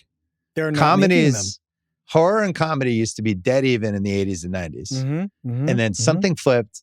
And in this decade, comedies kind of drift toward like that Friendship with Tim Robinson, where it comes out, doesn't do that well. And then it kind of lives on for a couple years. People rent it. People watch it on whatever. Horror movies, people want to go in the theater. They want to sit around other people and be scared. And I really think this is a post-COVID thing. Yeah. We've had horror since the Exorcist and Psycho. It's not like this is a new genre. But I think to get people to go to the theater, you really need that extra gimmick now. And I think people are starting to figure that out. It's almost like in basketball when people started to figure out, you got to shoot more threes. You just got to game the system. If you shoot more threes, there's better spacing. You get long rebounds off the threes. And with these movies, it's like, all right, how do we get people to the theater? Well, horror gets them. They like going to the theater, sitting around other people being scared. IMAX, an awesome, this is why PTA, everybody's like, you got to see it in the theater. You got to see it on IMAX. You got to see it on IMAX. You got to see it on IMAX. That wasn't the case. Think about 15 years ago, how clumsy that was with the 3D. It's like, this is the next big thing. It's like, is it? Everyone I know hates this. Well, it only worked for Avatar, right? And not Hugo. for 20 other movies. Right. But I think that, but just to take your 3-point shot metaphor someplace else, I've heard so many conversations between and among you and the basketball people, many different people really thinking philosophically about whether that shot is good for basketball. Yeah. Right? Like all the ways in which it has changed the game enough so that the things that once were pleasurable about it have been deprioritized, where really the three is an easier shot. It's formulaic. Right. And it's, it is a little bit dramatic, and it, in the right moment, it's the clutchest shot because you were farther back and the shot went in and it just seemed, there is a degree of difficulty at operation here. But at the end of the day, the thing that's really going to get most of your points is going into the paint and shooting from there. So I'm worried that people are trying to do these shoot threes, and to not take a different set of risks by getting elbowed in the head. So what are the different set of risks that we're not doing right now? I mean, I think we really got to get these movie stars in some basic schmasic movies. And you just got to spend the marketing money to persuade people that that's where they want to be. I'm really, really still struck by how nobody has followed up on that Glenn Powell and Sydney Sweeney romantic comedy that became a sleeper because anyone but you or anybody but you. Like, not a great movie. No, but it doesn't see, you know better than that, Bill. I'm going to hang with them for 100 minutes. That's all. That's it. All I don't care what situations are. Doesn't matter. I am shocked that Glenn Powell, I guess, is writing his own ticket now, and right? So, but doing this Eli Manning thing, wherever it's streaming, I can't even remember now. Hulu. This Chad, what's his face? Sure, I'd have no problem with that. Honestly, I think he agreed to that before he blew up as a movie star. Interesting. I don't know if he's agreeing to do this now. I think they really lucked out, buying in on him a little early, and his star rose, and they already had the project going, which is great for them. But I think that there are like 24 people, who right now, if somebody just backed them and they weren't playing famous people, they're not doing biopics, for instance, like, poor Jeremy Allen White. Like, I don't know what else this guy has. I mean, because they keep asking him to play these mopey, downbeat people. What else can he do? So you didn't want him as short, mopey Bruce Springsteen? Man, that movie, I'm not seeing it. Me out. You're not going to see it? I'm not seeing it. I don't blame you. It's just such I'm also done with the biopics. Listen, I've been done for 20 years with these movies, but go ahead. I just feel like there are like 24 people who of men, women, racially interesting, mix of people who could definitely be stars, like Tiana Taylor. I mean, Tiana Taylor, but again, it's really about the casting. What is the portfolio of roles this person could do? This is a person who cut her teeth cut a teeth, took a big bite out of a Tyler Perry movie, and is the thing I most remember about that film. She can't do anything, but she is a star. There's a starriness about her. Yeah. And she will figure out what can and cannot be done if you give her the parts.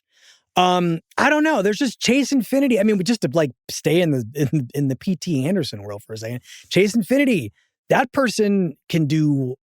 I'd be curious to see what else they can do. I feel like. Well, we saw him Presumed Innocent. It took me a half hour to realize it was the same person. Yeah, that's a bad use of Chase Infinity. I will say this. Remember, we saw one of the Planet of the Apes movies together in L.A. Mm-hmm. Right? And it was with Franco. It was fine. Right? It was 2 hours. It was fine. Yeah. If that movie's happening in 25, 26, I think they're spending more money on how they shoot it. I think they really care about the experience of going. It's going to be on IMAX. Yes. It's going to be much cooler. Yeah. I don't know if that's a bad thing. No, I'm not saying it's a bad thing, but I think that the only thing I care about, because I just think that the thing that you're talking about, this new 3, is just replacing what the comic book movie was doing with premium material in a lot of ways. Yeah. But it is training us to not be comfortable sitting through a movie where The Rock is doing nothing more than suffer, right? I mean, I'll admit that like this is a hard ask for a lot of people. I don't love The Smashing Machine as a movie, but I think he is very good in it. But I also wonder whether or not it's possible to lure people back if you put, I mean, I don't want to think about anybody over the age of 40 right now. I want to think about younger people because that's weirdly, I mean, our favorite stars, one of their first peaks happens between the age of like 19 and 24, right? Like Eddie Murphy's first peak is he's a kid.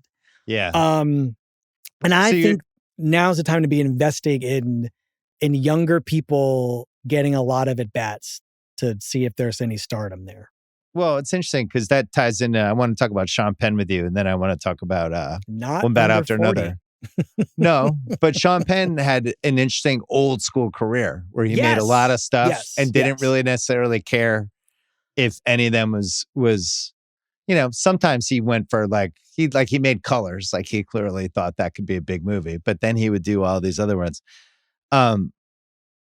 One bat after another, the Sean Penn performance is so crazy and so distinct and so fucking batshit. And it made me think like Sean Penn's been in my life. So I don't know, since I remember you're going back to Taps and Fast Times and Bad Boys. Bad Boys was one of my first favorite movies. But I was thinking about the 6 stages of Sean Penn that I wanted to go with you really quick. 6 stages? 6 stages of Sean Penn. Damn. Okay, let's go. Coolest 80s guy from that huge California class, right? It was Hutton had the Oscar. Cruz was like the super hard worker, overachiever. Lowe was the handsome guy.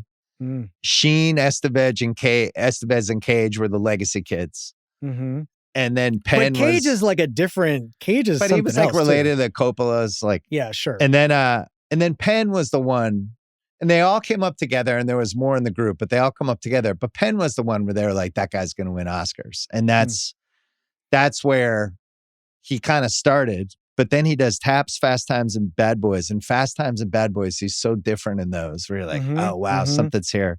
He's in Falcon the Snowman, Racing with the Moon, At Close Range, Shanghai Surprise, and starts to go sideways because he marries becomes Madonna. A tabloid fixture. Yep. Fights with photographers and becomes this whole character. So now it's like, all right, what is he? Is he? So that's that's like the second stage. He's like Bad Boy meets Brando. Then he has this late 80s, 90s run where he doesn't win an Oscar, but he has The Ascent. He's in Colors. He's in Casualties of War. Oh, right. Carlito's Way, State of Grace, Dead Man Walking. Like he's playing real characters. Everybody's different. He looks different in each movie. He's not doing buddy cop movies. He's not doing action franchises. He's not doing comedies. At some point, he ends up with Robin Wright here, who is the most beautiful person in the world, coming off Princess Bride. And then moves into this mid-90s through 2002 stage, which was fascinating because now he's dining off being Sean Penn. Like he's in The Game. He's in She's So Lovely. He's in U-Turn. He's in Hurly Burly, Thin Red Line, being John Malkovich. He's in all these weird movies, but he's also like, he's on SNL. He does this segment with David Spade where he gives him a tattoo. He's on Larry Sanders. He's on Ellen. He's on Friends. Yeah. He's like kind of playing the hothead persona, but he's also still Sean Penn. He's working with good directors. But he's kind of trying to win an Oscar too, because he does that I Am Sam movie, which is one of the worst movies of the last 25 years, right?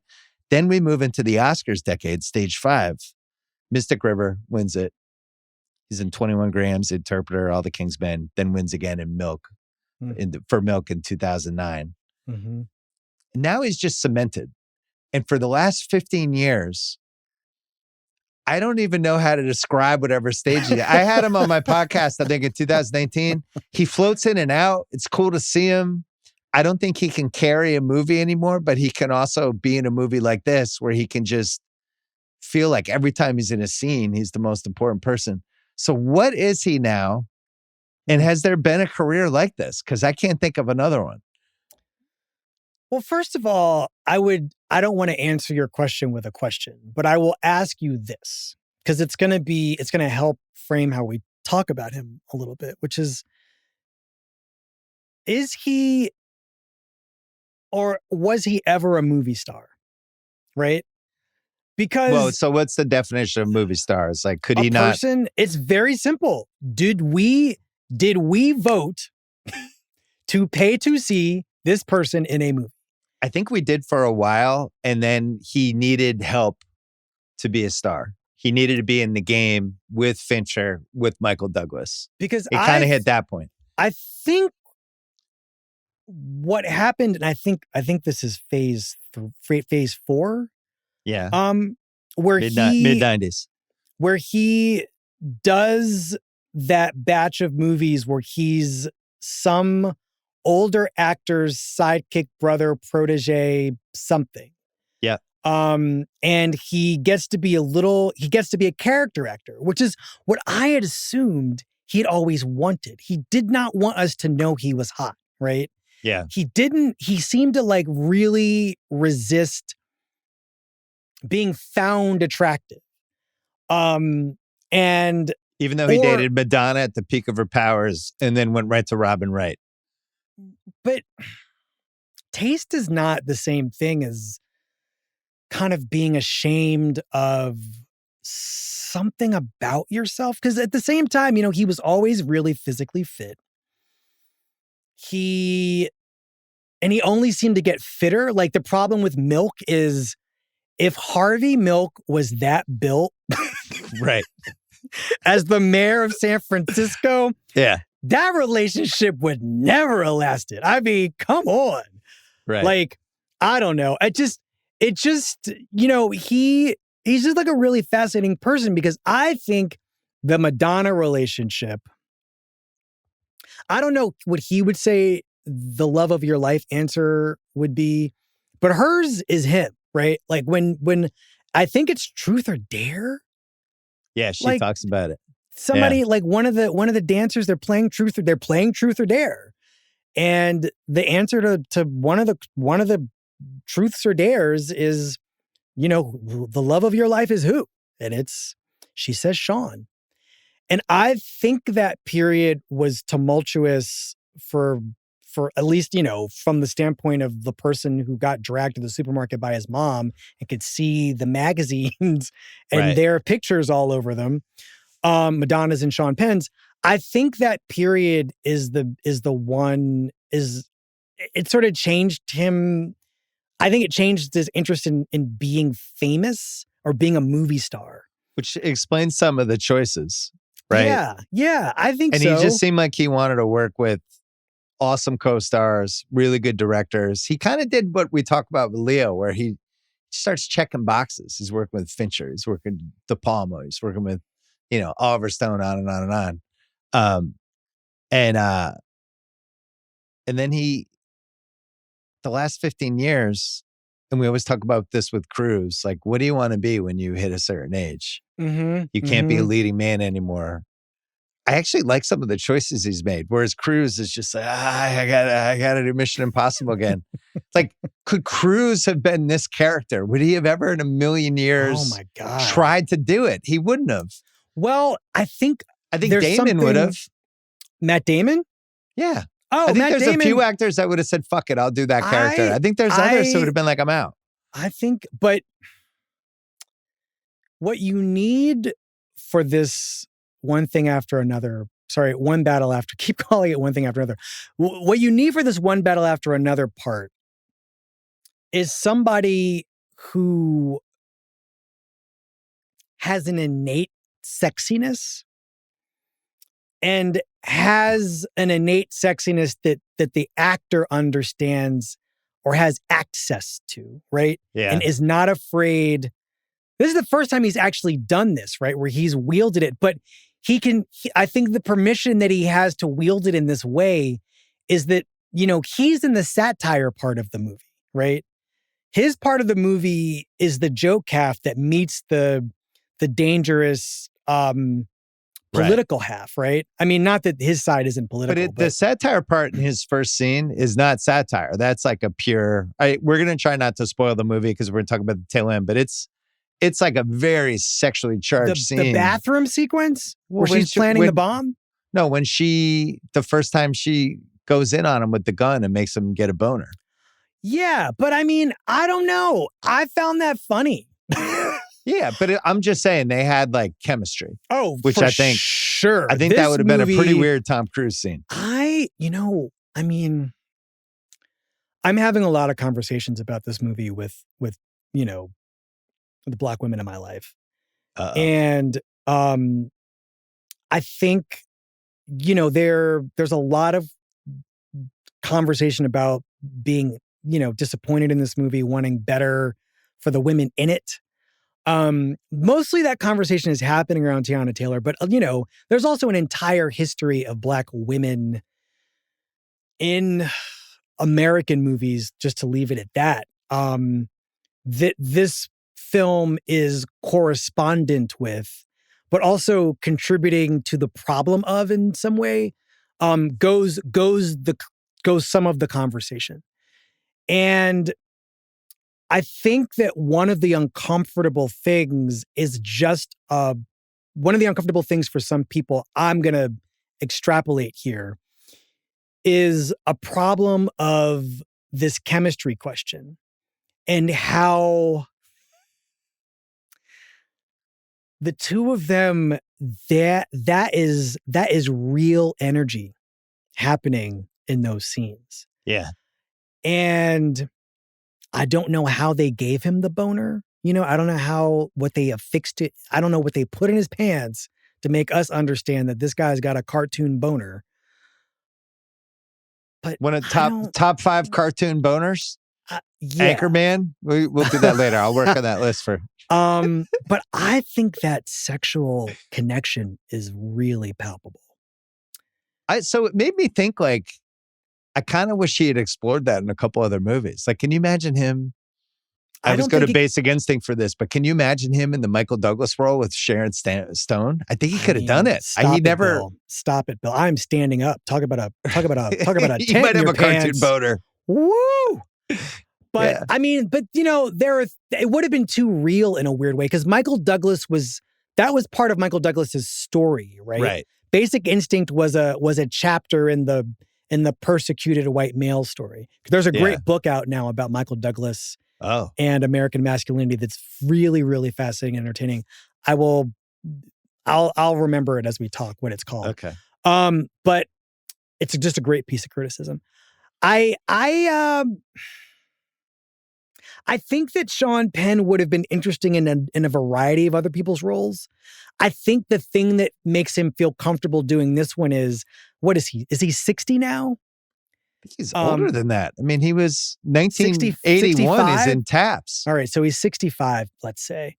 He's over 60. I think being older, and looking older, I think him not having changed his face 65 is really important. I think him being as fit as he is and being as old looking as he is, weathered is really the word that we're looking for here. Yeah. I think there's something liberating in terms of what he can allow himself to do. And I really, really think there's a trust with Paul Thomas Anderson that the things he's doing in this movie will be conveyed to an audience as comical and laughable in some way. And I think that is allowing him to go as far off the deep end as he goes in this movie. All right, we're going to spend the last 15 minutes here talking about one battle after another. You've already given your takes. I'm going to give some of mine, and you can react to them. I received them. There will be a couple spoilers here. So if people haven't seen this, feel free to end the podcast right here, and you can come back later. Obviously, I've had season tickets for PTA since seeing Boogie Nights in Boston, Massachusetts, whatever year that was. 1998. 1997, whatever 97. It was. there's something about the performances he gets from actors that's like his superpower. And I don't care what movie it is, but he has had over and over again for the last 30 years the ability to extract something awesome out of really good actors. Mm-hmm.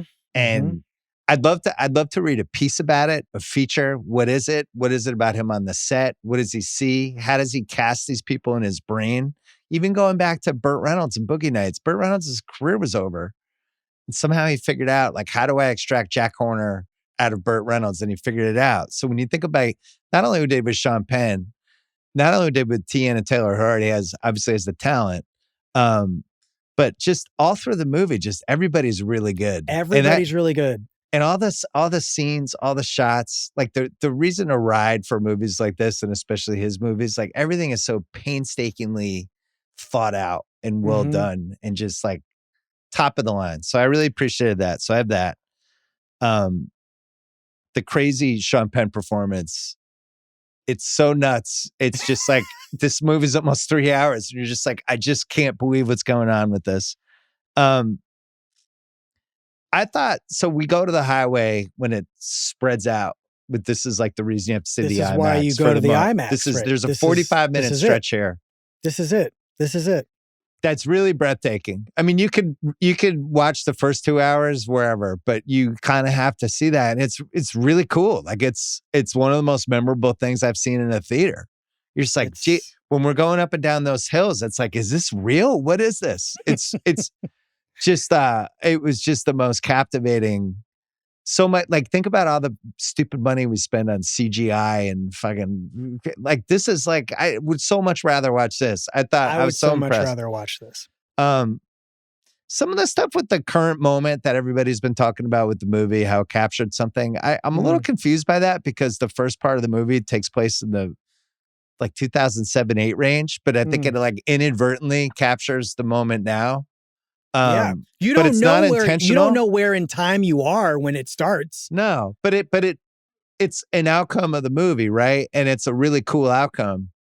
But it's also like, it's not like he's like a year ago, he's like, I'm writing this. Like, he's been working on this forever. It almost reminded me of the only other movie I could think about. I mean, I'm sure there's been others, but it reminded me of like when I was a kid, the China Syndrome came out. Oh, sure. And it was right when everybody was starting to panic about nuclear war. And then this movie came out about a nuclear reactor. And it just like all the pieces came together. But the actual movie's not that good, but it was like an Oscar contender. But it was really like the moment that drove it. I feel like there's a little more going on here. You think this moment is driving the conversation around this movie? I think it's one of the things. Okay. I think it's one of the things. I don't think it's the number one reason, because it's a really good Paul Thomas Anderson movie with major stars in it. That's, exhilarating to watch. There's another thing. There's another part of it. Well, you keep going. No, give me your other part. Well, I just think that I think that this is a movie initially set in Los Angeles by a guy who lives in Los Angeles and has been seeing what has been happening to the city and wondering why his fellow artists aren't doing more to capture it. And I think that he's thinking both locally and nationally. And I also wonder, this is the first movie that he's made in the present. Yeah. In a long time. And I think Punch Drunk Love might be the last movie he set in the present. And that's interesting. You're right. And I don't know what like picking up and dropping off the kids looks like for him, but being in some part of Los Angeles on a somewhat regular basis, you're just kind of like, this is a tragedy. There's like tragedy happening everywhere for no reason other than greed, selfishness, blindness. Like what is that connected to? So this man is thinking systemically. These systemic problems have been with us for a long time.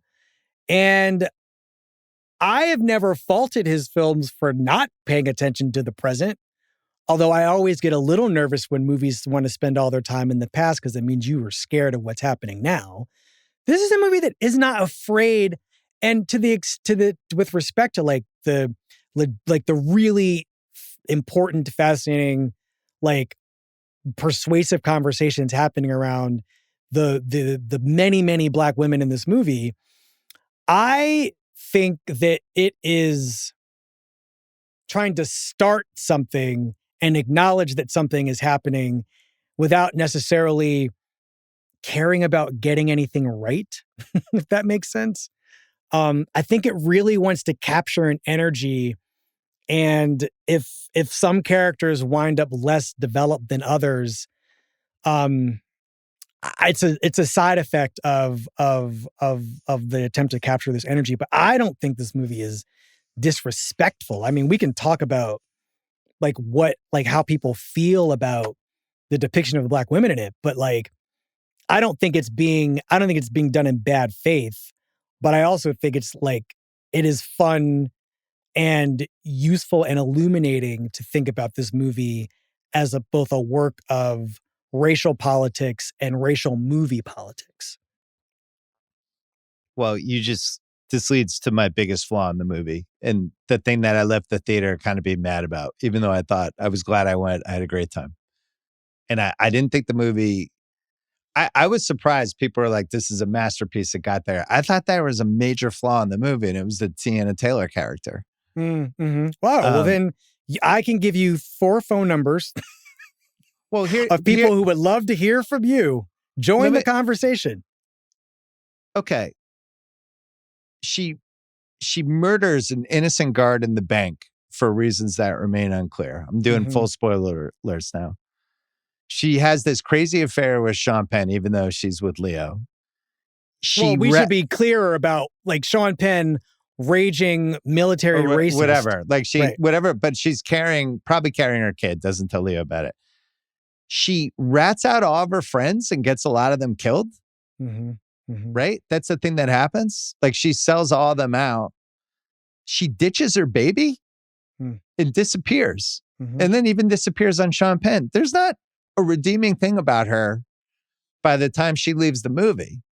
And then, spoiler alert, we come all the way around to the end. He saved his daughter, the whole thing. And then it's like, here, Mom wrote this letter. She's like, I think about you every day. It's like, I've already decided you're a terrible person. With all the choices you made. You're not winning me back with this letter to your daughter that you ditched when she was a baby and she couldn't take care of herself. And I thought it was such a flaw. I couldn't get over it. I think that you're identifying like some of the majorist criticisms of this movie, which is, you have this, you're going to give us this badass Black revolutionary who then proceeds to complete a checklist of all the things, all the problems that the movies have given Black women, all of the sort of conservative disrespects, stereotypes that have been built, to judge, deny, erase Black women and Black womanhood from American life. Well, answer me this. Is this movie, is it better without the letter? Like, let's just not have the letter. Is this movie still work? What's the letter doing for you? It's trying to make it seem like, oh, she did feel bad the whole time. It's like, I've given up on her. I don't need to hear from her again. To me, I think this is a really interesting question about creative tension. Because what I wonder is almost philosophical here, which is, at what point does a character stop being a representation of something and begin being an individual human who makes shitty decisions? And if you allow this character, Perfidia Beverly Hills, that, I do not think that's the name on her birth certificate, by the way. Because you meet her mother and an aunt, and I just don't believe that. But what's the difference between a shitty decision and a reprehensible decision? All right, because I would say ratting out all your friends so they get killed is way up there. I understand that, but this is a thing that happens in revolutions. I just want to be clear. This is not I like get he it. didn't. I was done with her at that point. Not to But- mention ditching your daughter. That's fine, Bill. I mean, yes. But what I'm wondering is, Paul Thomas Anderson writes this fictional character who does the reprehensible and then exits, right? Like, it's not like you have to spend the rest of the movie. She has essentially exiled herself from the 35 proceedings. minutes in, she's gone. And I think that the time that passes, we're talking about 16 years basically, of time for her to think about the life that she's currently living and the life she abandoned. I think I received this character as human before I received her as a stereotype. Okay. And I think that terrible choices were made, but I also think that that's a long enough time to regret having made them. Who knows? She could be going to therapy or wherever she is. She could have started a new family and in starting that new family, come to appreciate that she fucked up. I don't know. But these are the things that the generosity of the spirit in which this movie was made allow me to think about. So you're pro. Yes. Should she have written letters to all the families of all of her former colleagues that she got either murdered or jailed? We don't know she didn't. Yeah. I don't know. It just didn't work for me. I left the theater thing like, really? The letter? That's how we ended this? I'm not here to convince you, but what I love about talking about this movie, especially this character, is that there are options for a response to her and her behavior. Yeah. And I don't know why it's her, Bill. Honestly, I don't. I think on the one hand, we are so starved for somebody to take a Black woman seriously in any capacity that it really felt like this one was maybe trying to. And then at some point, like a segment of the movie-going population that has seen this film has just got off that train because they didn't feel that's what was being offered and that's what was transpiring. I found this woman and her energy utterly exhilarating. But that's the key point. That's why I cared. And that's why this movie matters, because this is a fictional character in a fictional movie. And at the end, I'm like really disappointed, that she's like trying to win them back with a letter because I've already decided she'd already brought out such a visceral response that, that's why it's a good movie. The only other nitpick I had, not that my opinion matters, is I just didn't think the movie was funny. And I had people in the theater where half the people were laughing, half the people weren't. But PTA is somebody who has done some of the funniest stuff in like drama type movies. Like the stuff in Boogie Nights is one of my favorite things. It's really like a genuinely funny movie. Phantom Thread. Phantom Thread's another one. I just didn't think I thought it was kind of lazy. The Christmas Adventures, like, I don't know. I just didn't work for me. I think the dread in those sequences is so intense. And I think that like the playing of it for comedy, maybe but it wasn't funny though. I guess, yeah. I mean, it's an atmospheric comedy. I mean, it's funny. Like, I don't know why I feel like I'm the person who's got to stand up for this movie. Like, lots of people love it. Like, it does not need me. But I actually really did liked find it too. those I don't mean sequences. These are my two nitpicks. I actually did find the Christmas Adventurers funny in some way because I think there's something really like dramatically comical in this history of these secret backdoor societies. Well, no. White men's attraction to Black people.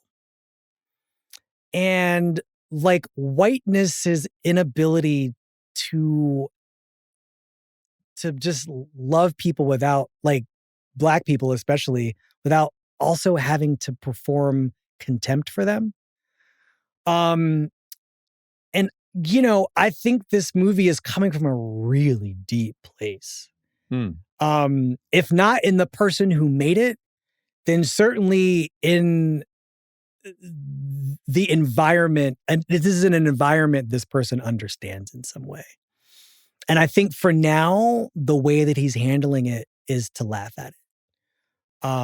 I don't know what he does after this, but I mean, I think for now, the juxtaposition of these, they're not idiots. These are like powerful, smart people who also are almost satirically wielding their racism to keep their end of the country pure. Well, this is the thing. So I said this before we got on, and then you have to go because you have to run to a screening. I have to go to Lincoln Center. My whole thing is, I want to see this movie a couple more times. I think this is like one of those. Oh, yes. Like Sinners, right away, I'm like, I'm in. I know this movie's going to be in my life. I know how it made me feel. I love this movie. This one, I'm like, I feel like 3 years from now, I'm going to be noticing things that I missed the first time I saw it, right? So these were all first reaction stuff. I thought it was exhilarating. I left a little disappointed just because of that thing I mentioned, but for the most part, like, fucking great to go to the movies and see an awesome Paul Thomas Anderson movie.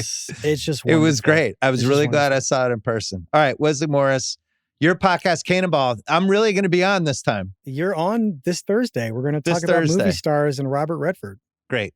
Always great to see you. Thank you. All right. See you, Bill.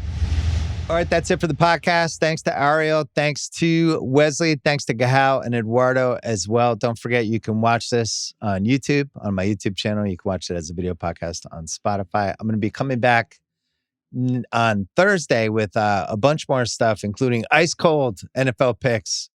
House is on the hot seat. Mike McDaniel and House are the two people on the hot seats right now. We'll talk about that on Thursday. We might even have a special guest doing the picks with us. So see you on Thursday.